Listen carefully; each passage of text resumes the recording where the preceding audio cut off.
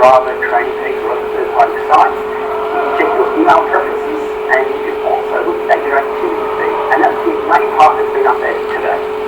Jumping straight into what it all looks like here, and up on the screen I have my dashboard. You can see there the activity feed is what comes up by default. And we'll first see this part here, which is my overall rider summary. So I'm level 50, I'm reading just under 29,000 kilometres on grid, 38 days non-stop riding, elevation calories, and some running stats there as well, and more importantly, the drops.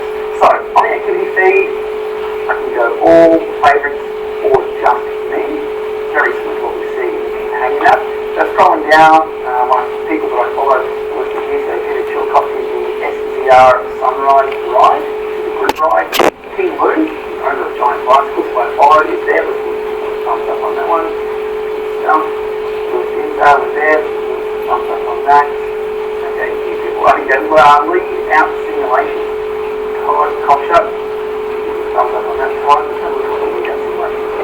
So, very much like a drama, because other people do a profile and see what they've been up to. So, Todd, let's have a look at what you've been up to here. And you can see that animation load there. It's up to 17.3k just under the hour elevation calorie achievements. This event is needs to work out. Good stuff. Can we give a thumbs up? Yeah. And string shots from there. Load. There we go. So from there you can download the image file. Somebody else. Your own ride as well if you want. Back to activity feed. Let's go to just me and have a look at what's going on here. For a ride, I can analyse it myself rather than speaking about other people's data. So last night I participated in the HDR giant ride, group ride, right there. We'll see the same animation like I just said before. Okay. Thumbs up for that ride, and there's our 3 laps of London flat. There. Cool. Okay, now that's loaded. I can go to all the details. So I've now got access to see that as public followers or private. I can download the big file if I want to analyse that on the server. So this is the big file. I'll rename the price there. Summary is there, my achievements, nearby switches, and a screenshot.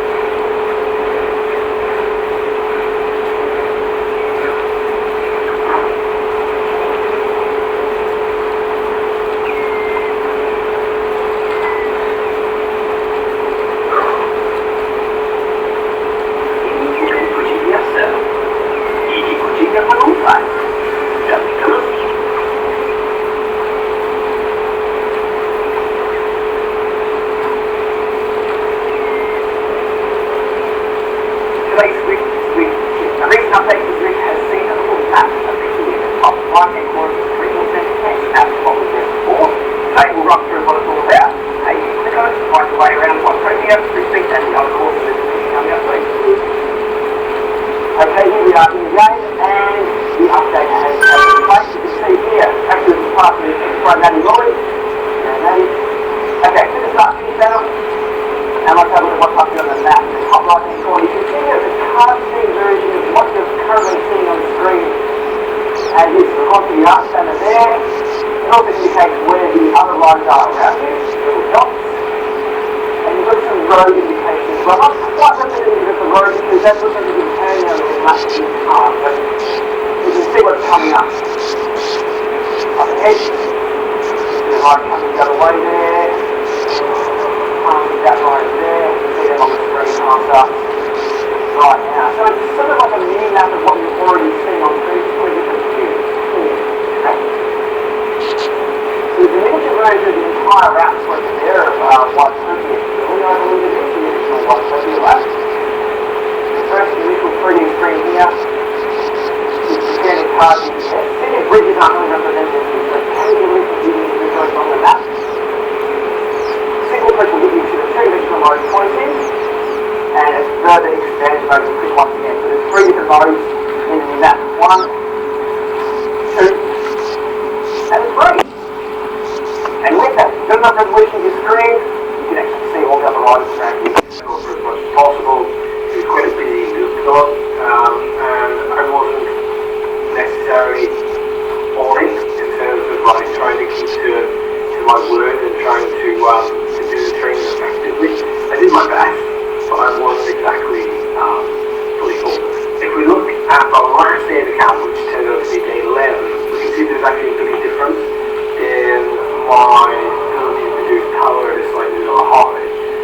Now, I explained in a few videos that this should be taken with a pinch of salt because fatigue, lower heart rate, and dehydration from lower heart rate, increased heart rate, etc.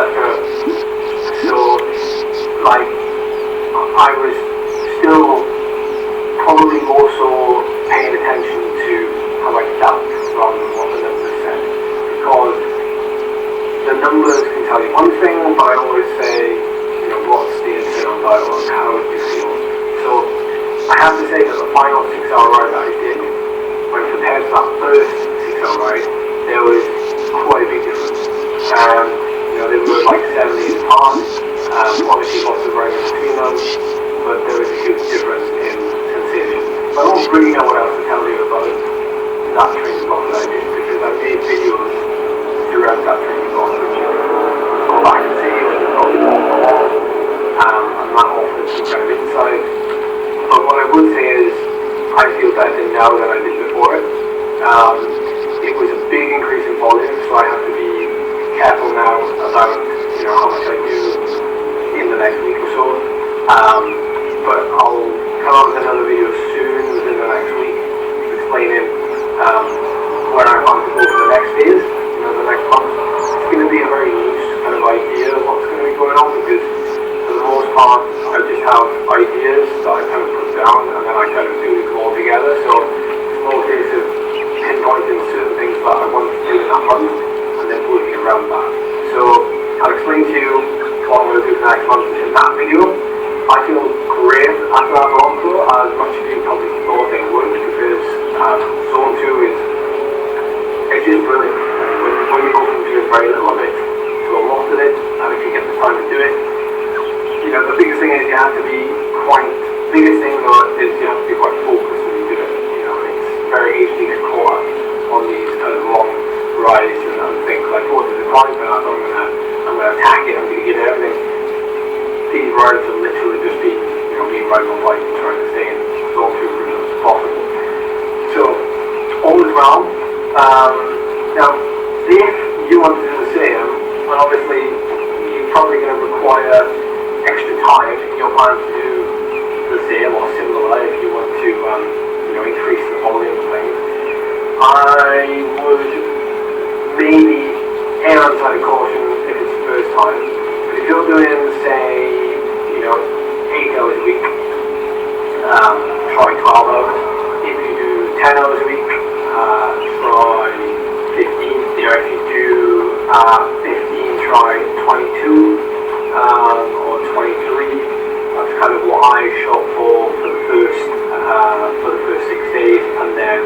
I kept working on that until half day. So, again, work in blocks, don't work in weeks, because if you work in weeks, you're kind of pinning yourself down to a time frame that's not necessarily the best for human performance. Like our bodies don't work by week, month time frames.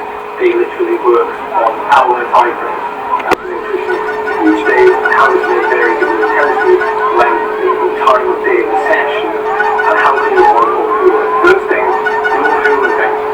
Unless you're like a month away from your biggest race, don't worry about overdoing it. Like, I can almost directly link and correlate, like, fueling, the amount of overfueling, but like, eating food to feeling good on the bike.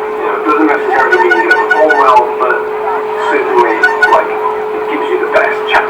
Today, I've deliberately scheduled the ride to start at 11 rather than at like 8 or 9 a.m. So a lot of the race in the UK, a lot of the road races won't actually start until like late mornings and midday. And because of this, you have an opportunity to have a bigger window of fueling before the race or before you ride.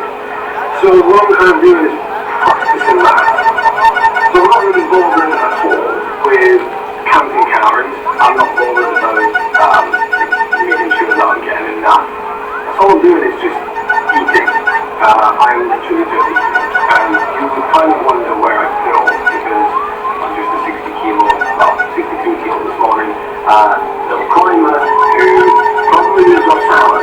And to be honest, we've hid behind that too long, because there is no way I do my training sessions on kale and like 100 calorie salads. So what I've done today is I woke up at 6:30, I had breakfast at 7, which is a massive bowl of overnight oats, and if I'm going to leave at 11, the last point that I'm probably going to eat is like an hour and a half to 2 hours before. This meal though won't be as big or calorie dense as the bowl of overnight oats. So what I'm probably going to have, I'll show you, is a little bit of rice and a 2-egg omelette. Or I could have like peanut butter on toast with a little bit of honey or maple syrup or whatever. All depends on what I fancy. But there's only so much I can eat on the ride today. Like, if I was in a race, and the race, you burn 4,000 kilojoules, you get fed on the side of the road, you've got a team car, etc., etc. Out of my ride today, I'm only going to be able to carry a certain amount of food. So it's important that I fuel enough beforehand and refill enough afterwards. I'm going to train again tomorrow. This ride is going to finish quite late in the day, so we're going to have to be on it when we get back.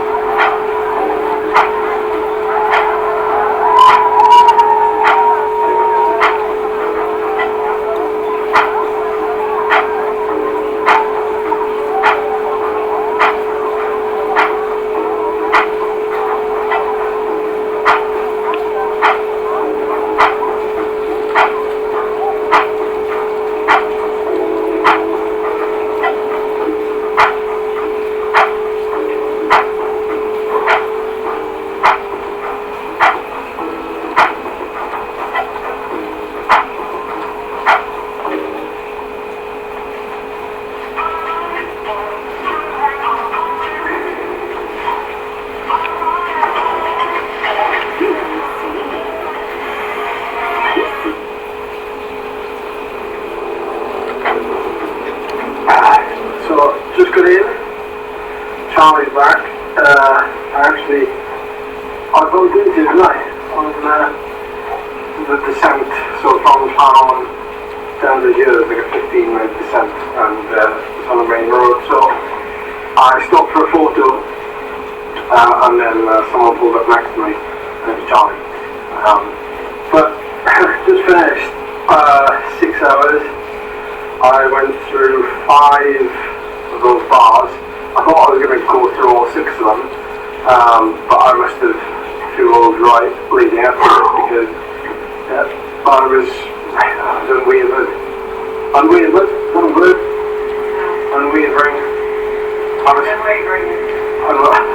was fine with it. It was quite hard actually. I'm going to call that the last day of the training camp because I pressed on the whole time. I really tried to not mention the zone 1. I tried, not that that's a bad thing, I just tried to not freewheel as much as possible. It's difficult when you've got junctions, and I climbed 2,800 metres in the 6 hours, 165 k's, so all that sending as well, it's quite difficult to not freewheel. So those of you that have been sending me messages recently saying I don't understand how you stay in zone 1, zone 2 on the climb. That's the easy bit. The hard bit is doing it on the descent when I see it to do so. But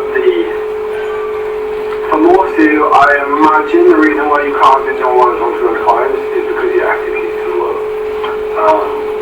But that's like the half reality of it. Charlie's FCP, Charlie's did an FCP test tonight, actually. But Charlie's FCP is it's not tiny, it's 2.6 watt per kilo FCP. So Charlie's to ride on the climbs. She'd have no choice but to ride, zone 3, zone 4 on the climbs just to keep moving. So, I get that. So,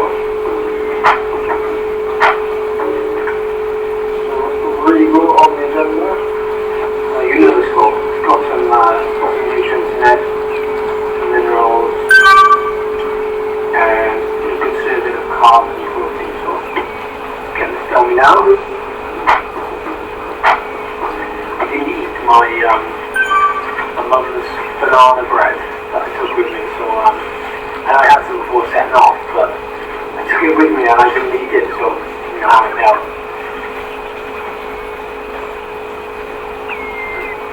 So while Charlie's performing her XP test, cutting back and forth between both of us, I'm going to be making some sweet potato fries. Okay, I'm making a cold for you, normal sweet potatoes, but we burnt it today. I mean, we haven't earned chocolate, we've earned 2 tons worth of sweet potatoes. So I've prepared these sweet potatoes.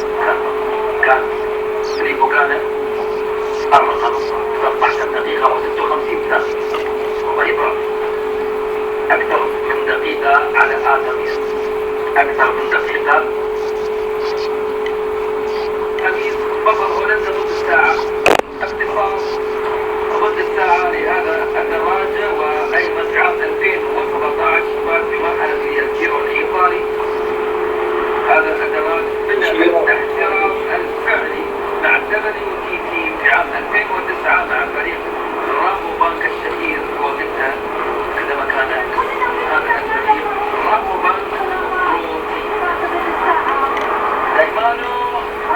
بيلاروسو. إيطاليا الآن في وضعية الانطلاق، هذا إيمانو وهو من فريق بحرين باكستريس. إيمانو من إيطاليا ومن الفريق البحريني باكستريس. ينطلق الآن داميانو عمره 33 سنة، اختصاص صعود مرتفعات 20 هذه السنة الماضية 2020 كان العاصمة بالنسبة للترتيب العام لطوال فرنسا. ولد 98 أيضا موهبة جميلة في المركز الثاني والوساطة لحق هذه اللعبة.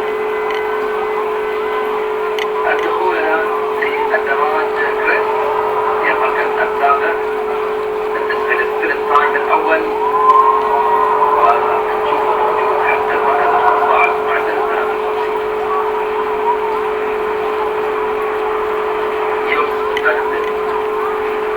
يبقى فوق ال 420 مواصلات، ولكن السرعة نشوفها 43 و 44 كيلومتر في الساعة هنا مع الرياح العكسية.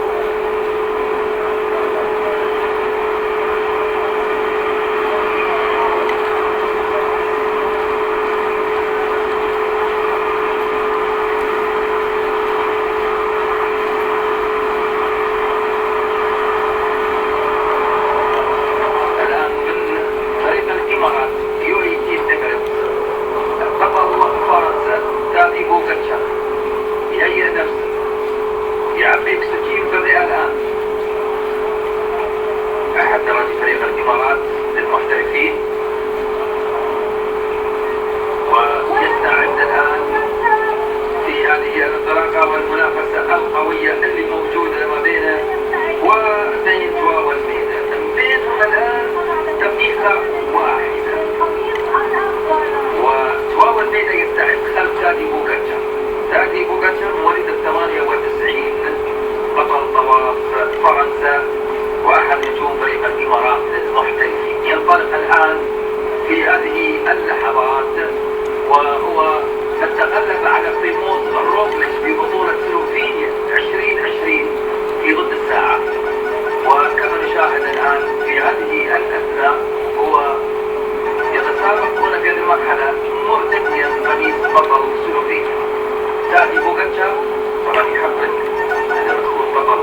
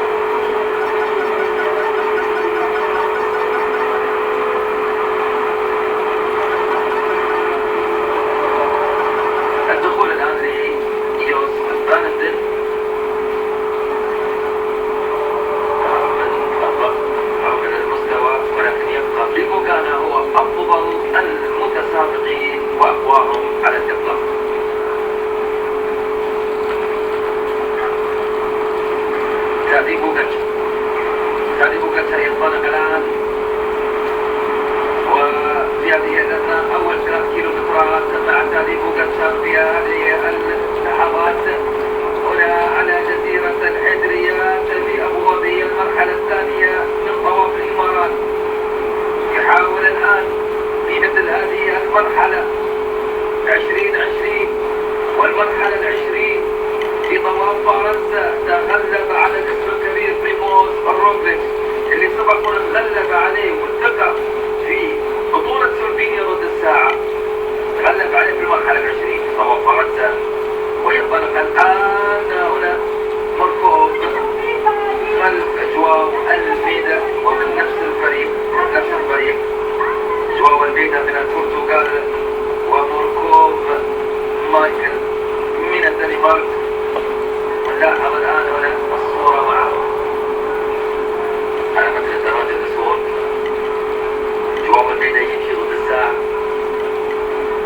أيضا الدراج مايكل موركوف عنده إمكانية ضد الساعة، ولكن تميز جواو الميدا وتحقيقه وصافر المرحلة الأولى في طواف إيطاليا.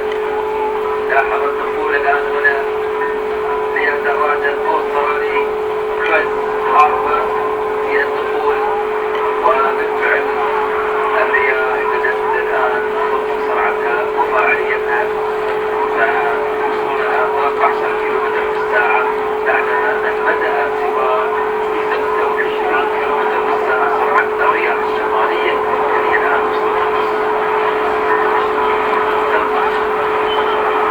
وصلت يعني يعتبر هذا الإنجاز الثاني.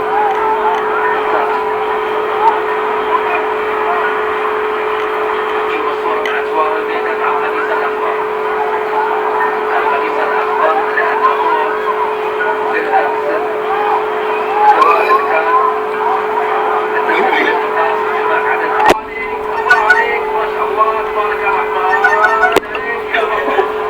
هذا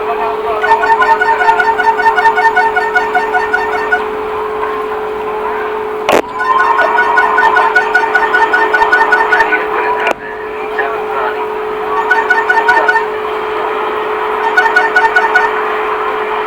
شوف الصورة مع جوار الميدان مع القميص الأخضر، القميص الأخضر لأنه هو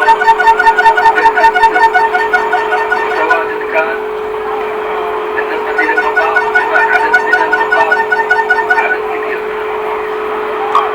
كان من خلال الانترميز. شوفوا الصورة هنا في الانطلاقات والاشتراك على عدد اشتراك كبير من الدراجين الصغار الموجودين أيضا ديفيد داكر دراج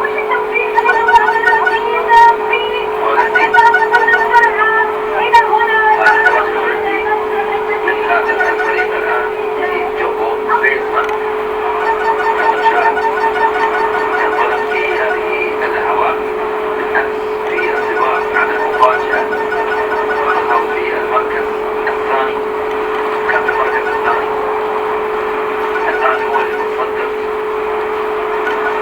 ومع القميص الأحمر لأن انسحاب الفريق البلجيكي ماتيو فاندربول، فصار القميص الآن معه تلقائيا أوتوماتيكيا تحول القميص قميص الصدارة إلى هذا الدراج اللي يعتبر هو آخر دراج في الانطلاقة اليوم بحكم أنه في المركز الثاني ديفيد داكر.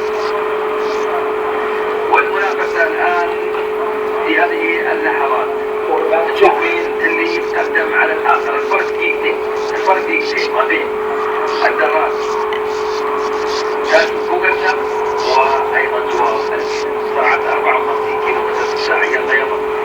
يلا يا تادي بوغاتشار، اليوم مسألة تحدي يا تادي. هيا يا تادي يضرب الآن، راح يوصل إلى المنتصف والسبرنت تايم.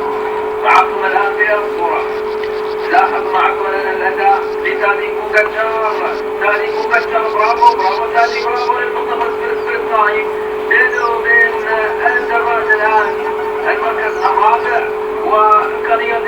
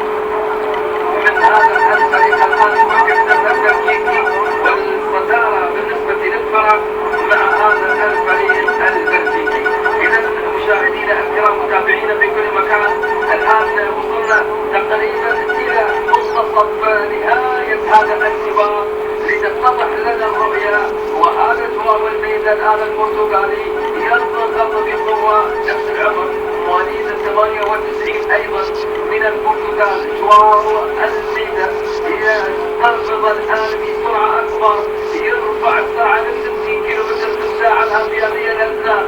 الحرب الدائرة ما بين اثنين الآن أصبحت إذا راح يفرق تقريبا ما يقارب دقيقة 56 ثانية 57 52 ثانية ما بين داني بوغتشر وبين آدميان كاسر آدميان 52 ثانية تقريبا في هذه اللحظات جواو ألميدا وأيضا داني بوغتشر يتقدمون على آدميان. راح تصعب المسألة مع 20 ثانية اللي كانت معاه مع 52 ثانية راح تكون أكثر من دقيقة. إذا الآن الوضعية ربما تمت ازاحة أو تم الآن بهذا الوضع هناك من استطاع أن يزيح نوعا ما اسم آدميان من الصدارة للطواف والقميص الآن الحرب دائرة ما بين اثنين الحرب دائرة ما بين اثنين ولا زالت أيضا هناك محاولة للدراج الذي انطلق بالقميص الأحمر وهو ديفيد الدكر. إلى الدكر الآن اللي كان في المركز الثاني في يوم أمس خلف فان دير بول يحاول هو الآخر نادي بوغتشر في المركز الثالث الآن في قتال واستمرار في هذا القتال. هذا داكر الآن داكر يحاول هذا على فكرة يعتبر من الدراجين الصغار في العمر وهو الآن يستمر في هذه المحاولة ويبدو أن السرعة معه في هذه الأثناء ما بين 50 53 54 كيلومتر في الساعة لهذا الدراج هذا الهولندي وهو يعتبر الأول. الآن هنا من فريق بوغتشر وولدينا البرتغالي نشوف الوضعية الآن هبيدة في هذه المحاولة هو يعرف تماما انتزاع القميص اليوم من أمام الدراج الذي بوغتشر وفرنسا بوغتشر يسحب القوة في الأمام. الحرب الآن أصبح الدائرة ما بين اثنين ويرفع السرعة أكثر وأكثر. جواو الميدان البرتغالي يبدو لي الآن أكثر رسم ما كان عليه في يوم أمس يضغط وهو الحرب بالفعل والقتال ما بين الاثنين. القتال ما بين الاثنين الآن جواو الميدان ومعاه أيضا الدراج داني بوغتشر من فريق الإمارات. يلا يا داني بوغتشر داني وصلها ل 60 كيلومتر في الساعة وكان كأفضل زمن. نشوف داني بوغتشر الآن رايح الآن للنهاية بآخر 2 كيلو. يلا أقل من 2 كيلو لداني بوغتشر أقل من 2 كيلو لشط النهاية لداني وداني ينطلق بكل ما لديه من قوة الآن ولكن جواو الميدان الآن هو الآخر يعرف ماذا يفعل ويحاول أن يضغط أسرع فأسرع في هذه اللحظات. جواو الميدان يضرب بال400 فوق داني بوغتشر يتقدم عليه الآن برافو داني بوغتشر يتقدم في هذه اللحظات على جواو الميدان.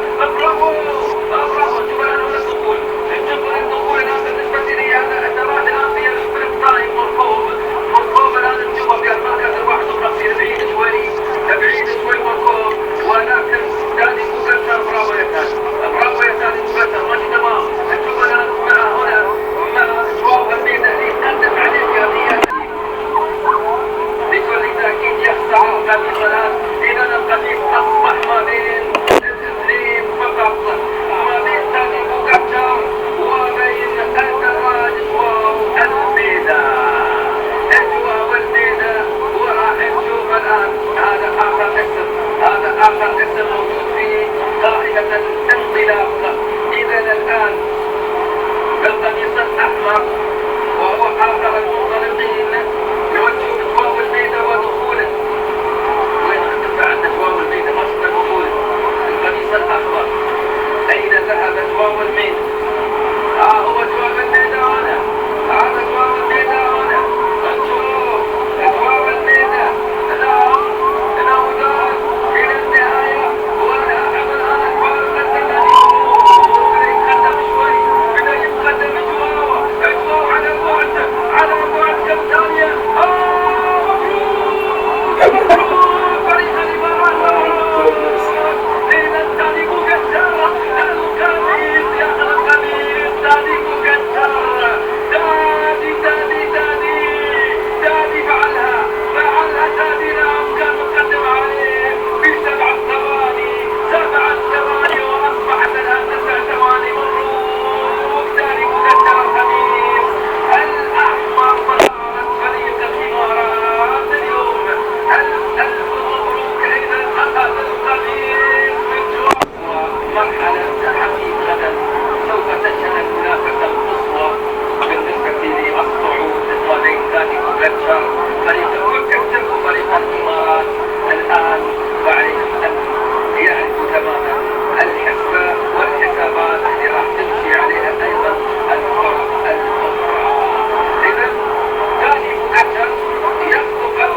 الأحمر هنا بضوافر الإمارة. ألف مبروك، ألف مبروك. إذا القميص اليوم مع فريق الإمارات، وأيضا القميص الأبيض مع فريق الإمارات. قطعان مهمة موجودة مع فريق الإمارات. نقول مبروك لبوغانا، أيضا المركز الأول بطلا للمرحلة. إذا نفس التحليل اللي كان موجود في الاستديو، التحليل اللي كان يوم أمس، الذي يحكم ما بين جواو البيدا وبين كابي بوغاتشار، ونفس الكلام يتحدث تقريبا في الاستديو التحليلي الكابتن فهد حوش نادي أبو ظبي تواجد في الاستديو التحليلي مع وحدة كمال الشجر الزميل صعب. قال اليوم الاثنين راح تتحصل ما بين الثلاثة، ولكن الأقوى راح يكون ما بين الاثنين جواو البيدا وأيضا كابي بوغاتشار. ويبقى بطل المرحلة أمر مسلم به لبطل العالم بوغانا، اللي ما راح يحاول شيء بالنسبة للترتيب العام، لأنه هو مبتعد أساسا في الليل في أكثر من 8 دقائق وثمانية بفعل مرحلة أمس والبريك. إذا نقول مبروك البريكوي. هذا التقدم الجميل، وأيضا القوة اللي استخدمها كابي بوغاتشار يوم انتزاع الخميس ثقيلة الآن على عاتق أعضاء فريق. Here in Australia, most people probably don't know that we actually originally all the like bomb skates and some of the early model bomb cycling shoes were built in Sydney, where some of the early models were kind of created, but unfortunately, unless people kind of wanted to pay 3 to 4 times the price of our current shoes, really out the cold hard economics of producing in Australia, I think that we have to do some. So there's a lot of cycling shoes out there, and what makes one different than all the other shoes? Tell me more about the feeling and what's the difference from other shoes? Yeah, so I guess if you're familiar with cycling shoes, you kind of know that they all have a similar aesthetic in a lot of ways, which is they're kind of designed around more of a dress shoe shape, which if you're looking from the top down, it's almost like an arrow, with maybe like a little bit of outward curvature. So I guess the first place to start with our shoes is the aesthetic side of things. That looks very different to any other cycling shoes that's around, and the reason for that is that all of our shoes, regardless of latest model, which is a $99 retail shoe, entry-level model, through to our top of the range, Vaporette Helix Zero Plus, is built around an anatomical shaping, which in short is we build our shoes around the shape of the human foot. So that's the primary reason.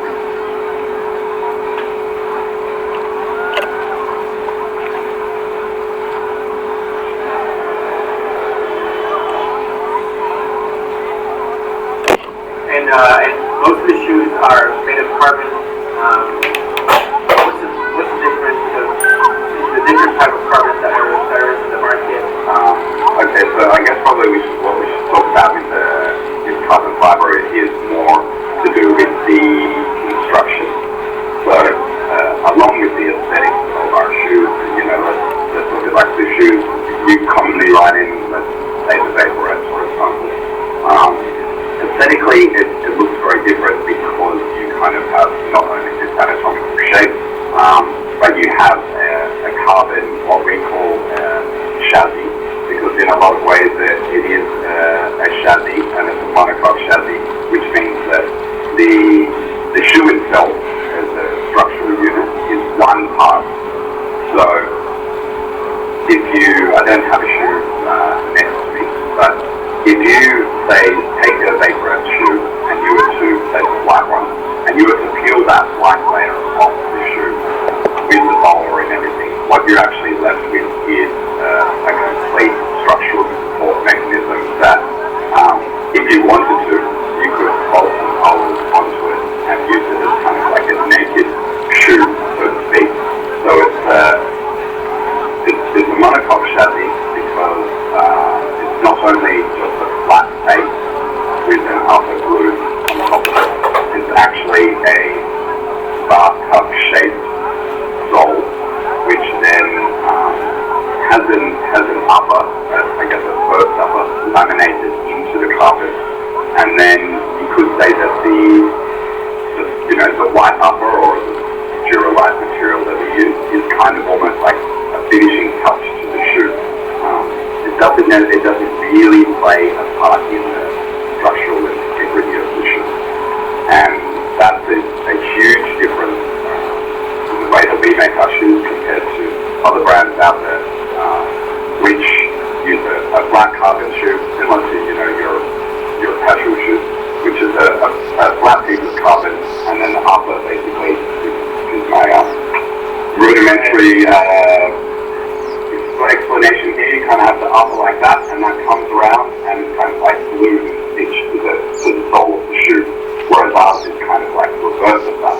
We kind of like flip the shoe on its head, so to speak, and you kind of have this carbon bathtub shape that, along with the laminated anti-stretch upper, is already wrapping around your foot from the bottom to the top before the final piece is kind of glued on. Got it. I think it does make sense. I've looked recently at my older shoes, and I realized how the carbon was like the sole was pretty narrow compared to the ones that I have. So is that dub shape made for better power transfer? And how does that compare or transfer to the bike?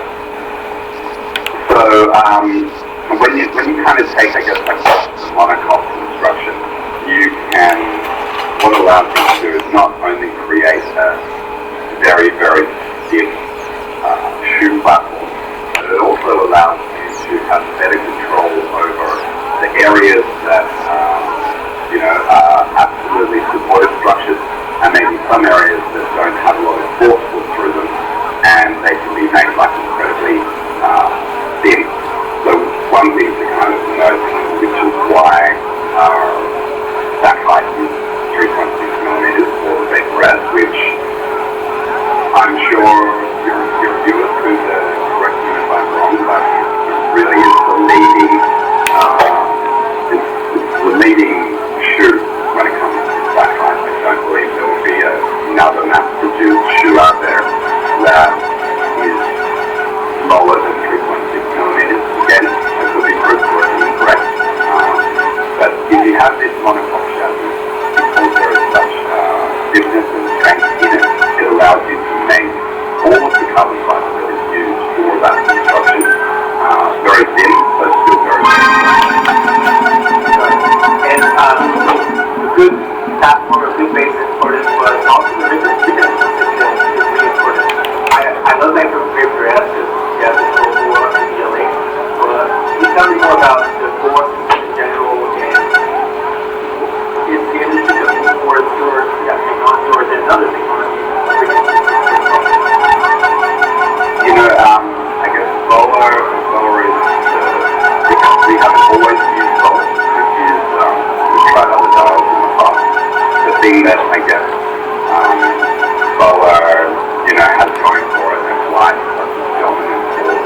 Thanks, guys. Not only cycling industry, but they're used adhesive, you can like golf shoes, snowboard boots, you'll hear some other garments, that have a lot of different usages and they create different dials and all that. Roller really crushes in the sense that they have a solution that can kind of almost do any application that you want when it comes to cycling shoes. Through their L6 dials, RT1, newer Li2 dials, it functions very well, but then like all things, when it doesn't function, that has a really great lifetime support. They have a lifetime guarantee on their dials, actually have one in my hand here. On the dial and the late level lifetime warranty, so if, for example, you have a pair of shoes from any brand, the late's break, you accidentally break it, you have a crash, the dial pops up, the housing on the base is still intact. You can jump on solid support, and within a few clicks, you can themselves sent out. I think you pay shipping and that's about it. Well, that's something I did not even know about that. Yeah, and they really